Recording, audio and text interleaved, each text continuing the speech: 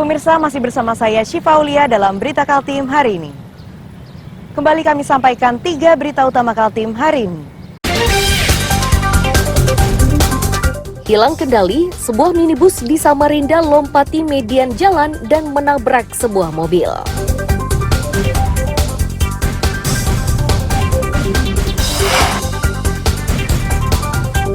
Mantan peserta audisi dangdut di Tarakan ditangkap polisi karena mencabuli seorang gadis.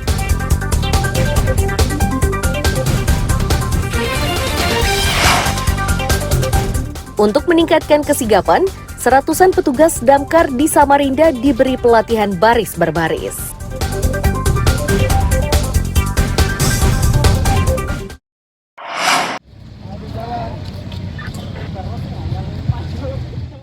Inilah petugas pemadam kebakaran di Samarinda yang diberi latihan baris berbaris. Latihan yang berlangsung 3 hari itu diikuti 170 petugas pemadam dari beberapa posko sekota Samarinda. Saat pertama mengikuti pelatihan, peserta nampak kebingungan. Berbagai kesalahan dilakukan peserta sepanjang latihan.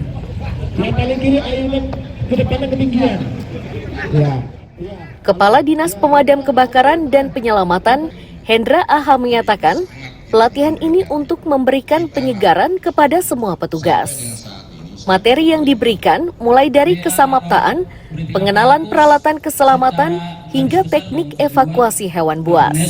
Backlit dan backbell, serta lihat isi tekanan yang ada di dalam. Selama 3 hari kami mengadakan pelatihan pembinaan aparatur SDM Dinas Pemadam Kebakaran.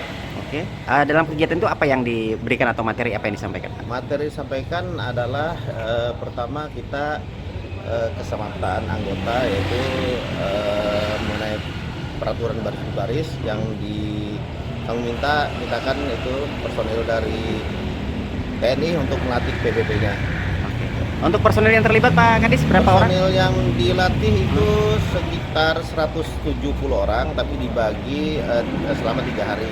3 hari ya? Ya.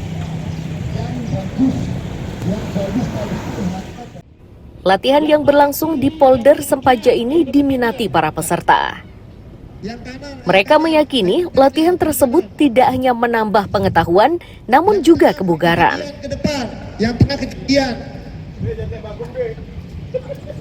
Yang terakhir itu bagus itu. Alhamdulillah untuk kegiatan hari ini ada sedikit tambahan buat kita semuanya, khususnya buat kita semua yang masih pemula ya. Ini edukasi buat kita semua, menambah wawasan kita, terutama untuk penanganan yang berhubungan dengan penyelamatan dan keselamatan yang ada di Kota Samarinda khususnya.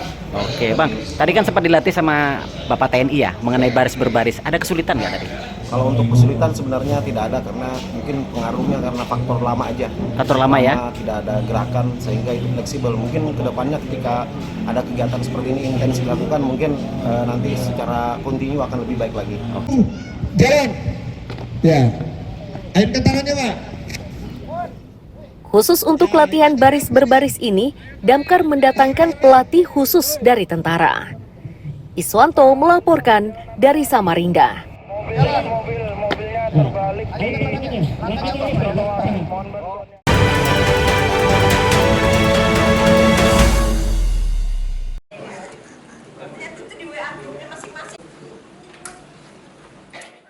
Sistem informasi pemilu dan penyampaian dana kampanye ke publik inilah yang menjadi salah satu materi yang diberikan KPU Balikpapan kepada pengurus partai politik peserta pemilu 2024. Tercatat 18 parpol yang hadir di acara tersebut. Ketua KPU Balikpapan Nur Toha menilai, pemahaman teknik informasi pemilu dan penyampaian dana kampanye sangat penting. Ini dimaksudkan agar masyarakat memantau asal dana parpol dan pemanfaatannya. Karena kemarin kita kan debat yang tidak, ini APS, ini APK. Nah, KPU juga melakukan sosialisasi tentang pemasangan APK. Ini agar pengurus parpol memahami lokasi yang diperbolehkan dan dilarang memasang alat peraga. Kemarin kita sudah putuskan dengan pemerintah daerah untuk menetapkan titik-titik mana. Kita mengumpulkan seluruh partai politik sebuah jawaban. Yang pertama memang kita sampaikan terkait dengan titik-titik mana yang boleh dipasang alat beragam dan yang tidak boleh. Nah, yang lebih penting lagi adalah ternyata di kampanye model sekarang ini tidak seperti dulu. Kalau dulu itu cukup dengan metode kampanye yang ada, parpol memberitahu kepada kepolisian, ditembuskan memberitahu kepada KPU dan juga kepolisian. Tapi sekarang itu mereka harus paham aplikasi, karena semua nanti akan terpantau lewat aplikasi kita, baik dana kampanye maupun kegiatan kampanye. Oke. Penggunaannya itu sebenarnya untuk apa sih Pak bagi parpol sendiri? Ya manfaatnya banyak ya, karena manajemen partai politik ini ke depan kan harus tertata. Ya mulai kemarin kita atur keanggotaan parpol, kemudian kita atur dari sisi pencalonannya, kemudian sampai pada nanti sekarang kampanyenya nanti sampai penetapan perolehan kursinya itu by aplikasi.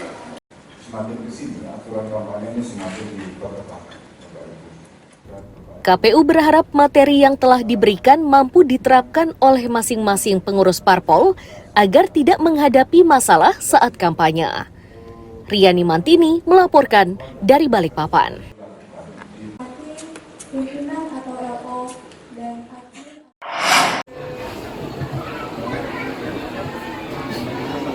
Ikan segar sebanyak 2 ton inilah yang dibagikan oleh Dinas Perikanan Kabupaten Berau kepada warga Kampung Tumbit Dayak.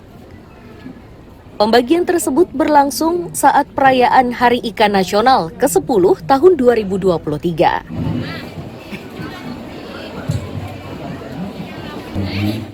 Mendapat pemberian gratis dalam jumlah banyak membuat warga senang. Rasa senang ini bertambah karena kegiatan ini dilengkapi dengan pemeriksaan kesehatan secara gratis.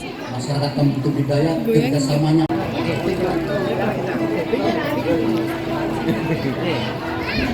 Dari ujung. Merasa senang aja lah dengan adanya kegiatan pemerintah ini.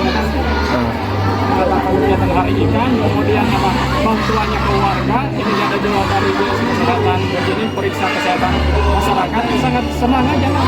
Bahagia akan, artinya masyarakat kan dengan adanya demikian kan program ini akan tertolong. Artinya kalau ya berobat kita nggak usah dia berobat ke mana, ke puskesmas yang agak atau ke luar kota, atau luar kampung, nah ini kan bisa di kampung sudah didatangkan, jadi akan tertolong.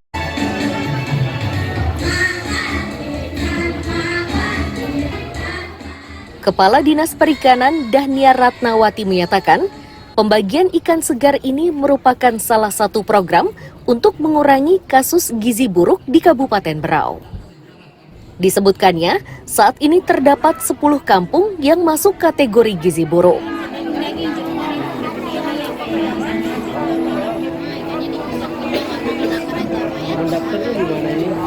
Beratan Bu ya yang disiapin Bu ya? Kasihkan kapan langsung. Kenapa kita di sini? Karena ini termasuk program besar yang menggunakan sistem. Nah, kami mengkolaborasikan program penarikan kami dengan membantu proses penggunaan status.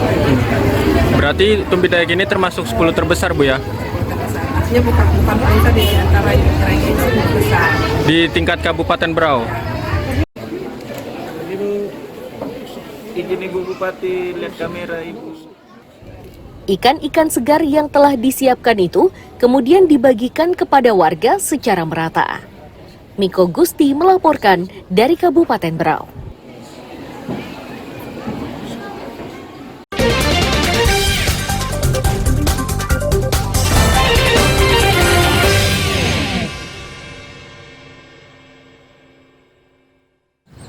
Pemirsa, berita tadi menjadi akhir perjumpaan kita hari ini. Saya Syifa Aulia, pamit undur diri. Selamat pagi dan sampai jumpa.